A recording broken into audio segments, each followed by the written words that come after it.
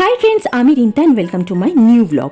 অনেকদিন বাদে ভিডিও দিচ্ছি, কেননা জানো তোমরা সবাই আমি খুব অসুস্থ ছিলাম। আর সেই কারণেই 1 জুলাই অর্থাৎ ডক্টরস ডের দিন আমি ডাক্তার দেখাতে গিয়েছিলাম হসপিটালে। আর সেখানে চলছিল ডক্টরস ডে সেলিব্রেশন। আর ভিডিওতে এখন যে ফল মিষ্টি দেখা যাচ্ছে এটা রথের দিন আমাদের বাড়ির ঠাকুরকে দেওয়া হয়েছিল। আর রথের দিনটা আমার কেমনভাবে কাটলো, কোথায় কোথায় গেলাম, তাই নিয়েই থাকবে আজকের ভিডিও। রথযাত্রার দিন জগন্নাথ, বলরাম এবং সুভদ্রা মাসির বাড়ি যায়। এই রথযাত্রা আসলে ভক্তের সঙ্গে ভগবানের মিলনের উৎসব। ভিডিওতে এতক্ষণ দেখা গেল খিদিরপুরের জগন্নাথ মন্দিরের রথযাত্রা উৎসব। আর এখন বাগবাজার স্টেশনের কাছেই একটি রথ বেরিয়েছিল, তার কিছু ক্লিপিং আমি এখানে জুড়ে দিলাম। আর এখন ভিডিওতে যে জায়গাটা দেখা যাচ্ছে এটা হলো বলরাম মন্দিরের সামনে, অর্থাৎ বলরাম ভবন, যেটা বর্তমানে রামকৃষ্ণ মঠ মিশনের একটি শাখা। আর এখানেই দেখলাম রাস্তা দিয়ে একটি বনেদি বাড়ির রথযাত্রা উৎসব।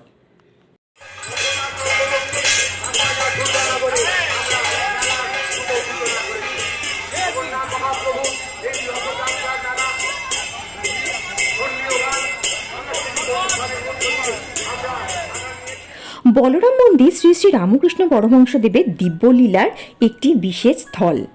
এখানেই 1897 খ্রিস্টাব্দের 1 মে স্বামী বিবেকানন্দের নেতৃত্বে রামকৃষ্ণ মিশনের শুভ লগ্ন সূচিত হয়, অর্থাৎ এখানেই রামকৃষ্ণ মঠ মিশনের প্রতিষ্ঠা হয়।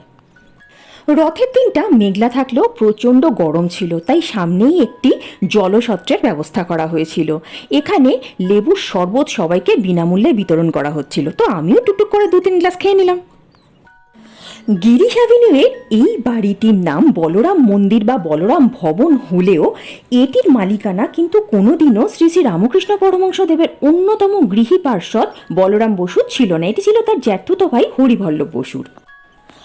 আর বলরাম মন্দিরের এই ঘরটি হলো সেই ঘর যেখানে 1897 খ্রিস্টাব্দের 1 মে স্বামী বিবেকানন্দের নেতৃত্বে রামকৃষ্ণ মঠ মিশনের সূচনা হয়। 11 মার্চ 1982 সালে শ্রী শ্রী রামকৃষ্ণ পরমহংসদেব প্রথম এই বাড়িতে আসেন এবং 3 জুলাই 1984 সালে পুনর্যাত্রা অর্থাৎ উল্টো রথের দিন প্রথম এখানে রথের দড়ি উনি নিজে হাতে টেনেছিলেন। কথামৃতকারের লেখনীতে আজ পুনর্যাত্রা, বৃহস্পতিবার সন্ধ্যা হইল, ঠাকুর জগন্মাতার নাম করিতেছেন, রাম নাম কৃষ্ণ নাম হরিনাম করিতেছেন, ভক্তেরা নিঃশব্দে শুনিতেছেন। এদিকে ভক্তেরা বাইরের বৈঠকখানায় তাহার অপেক্ষা করিতেছেন ও একসঙ্গে সংকীর্তন করিতেছেন। ঠাকুর বাহিরে আসিয়াই যোগ দিলেন, কীর্তন চলিতেছে, নাচে সংকীর্তনে শ্রীবাস অঙ্গনে ভক্তগণ সঙ্গে।